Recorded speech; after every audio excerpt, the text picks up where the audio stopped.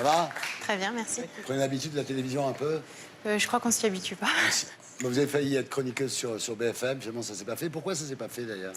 C'est pas vraiment être chroniqueuse sur BFM. J'ai accepté de faire une émission pilote avec Apolline de Malherbe pour pouvoir donner la voix à des citoyens, enfin.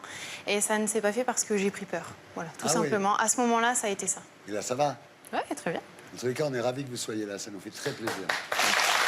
Alors, ce soir, vous êtes là pour nous parler de la liste Gilets jaunes que vous constituez pour les européennes et pour commenter les unes de la semaine avec nous.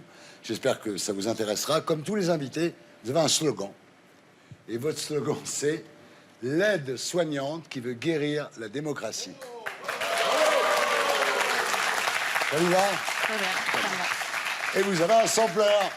Gilets jaunes, moi gilet jaune, dis-moi les gilets jaunes, faut danser petit. Alors, il y a pour tous ceux qui ne vous connaissent pas, un rappel de votre engagement auprès des Gilets jaunes.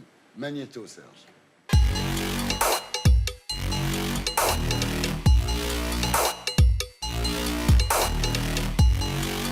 Est-ce que vous étiez préparé à ce qui vous arrive? Vous m'auriez dit ça il y a 3 mois, je vous aurais dit il faut se faire interner, c'est pas possible, ça n'arrivera jamais.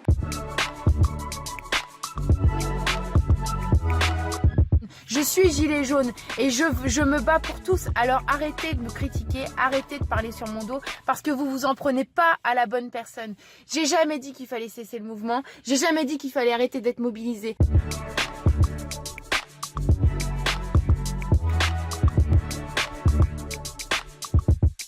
Je suis une citoyenne.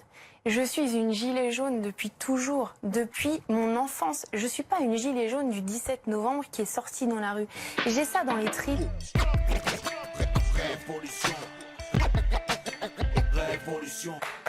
Voilà, donc vous lancez une liste européenne. Le problème des européennes, c'est qu'il faut de l'argent. Il faut quand même au moins 800 000 €. Vous en êtes où? On en est toujours à zéro parce qu'on attend en fait que les dons arrivent assez massivement. On l'espère de tout cœur. Est-ce que vous avez le soutien de Bernard Tapie? Non. Non, on a eu à un moment donné un prêt de salle pour Bernard Tapie. Maintenant, ça s'arrête là. Il faut passer à autre chose. Il faut changer de disque. Bernard Tapie, suivant. Voilà. Alors, maintenant, vous allez mettre la pression sur le gouvernement comment? J'aimerais en fait déjà qu'on soit pris au sérieux. Pris au sérieux parce que il faut que ça cesse en fait toute cette façon de se comporter avec nous. On a vraiment l'impression qu'ils nous prennent toujours pour des demeurés. Malgré le fait qu'on s'introduise en fait en politique, on n'est toujours pas considéré.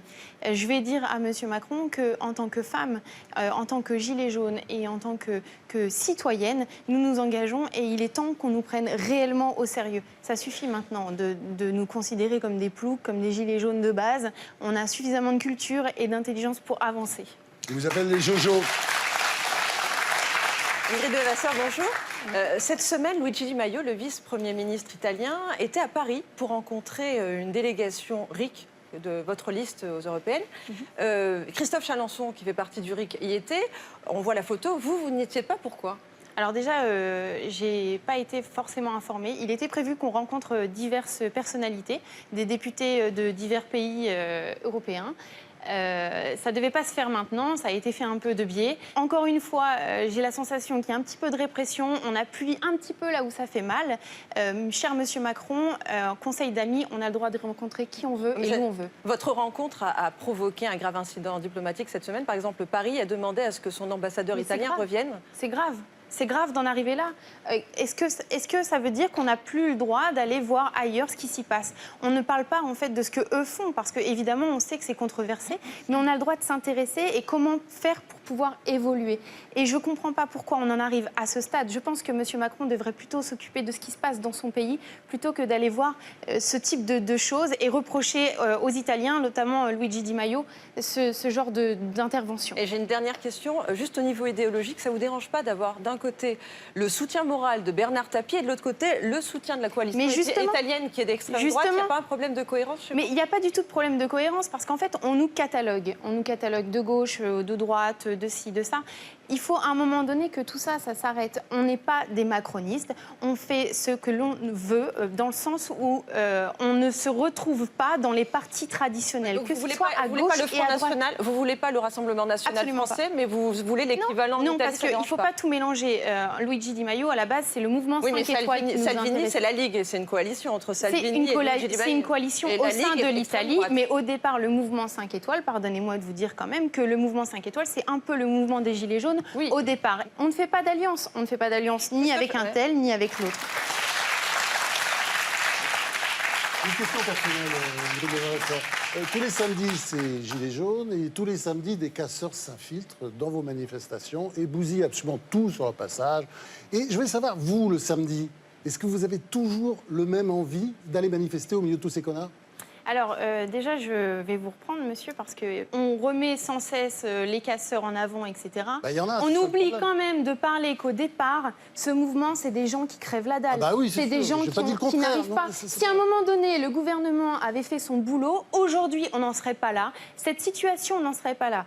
J'ai juste envie de Je suis dire d'accord avec vous, qu'on mais remette les choses dans le la contexte. question, alors, est-ce que vous Écoutez avez toujours réellement la la même envie souffrance. Oui, j'ai toujours la même envie, l'envie de me battre Mais au pour milieu les de tous femmes. ces connards. Mais c'est pas tous ces connards. Mais Non, non, pas arrêtez les manifestants, pas les vrais gilets jaunes, ne mais cataloguez les pas, casseurs monsieur. sont des connards. Il y a des casseurs, mais il y a aussi des gens qui souffrent terriblement. Mais oui, on est d'accord, À mais- partir du moment où ça ne sera pas entendu, les manifestations vont continuer et je serai solidaire de ces manifestations. Parce que c'est pas possible de ne pas entendre cette souffrance. Et si il y avait eu des choses de fait dès le départ, on n'en serait pas là aujourd'hui, monsieur. Les gens crèvent la faim, que ce soit les femmes, les handicapés, les retraités. Alors, un mot, Natacha Polony. Vous avez choisi de présenter une liste, ce qui est un choix très particulier parce qu'au début de ce mouvement, ce qui a surgi, c'était quelque chose qui concernait l'ensemble du peuple français. 80% des Français soutenaient le mouvement.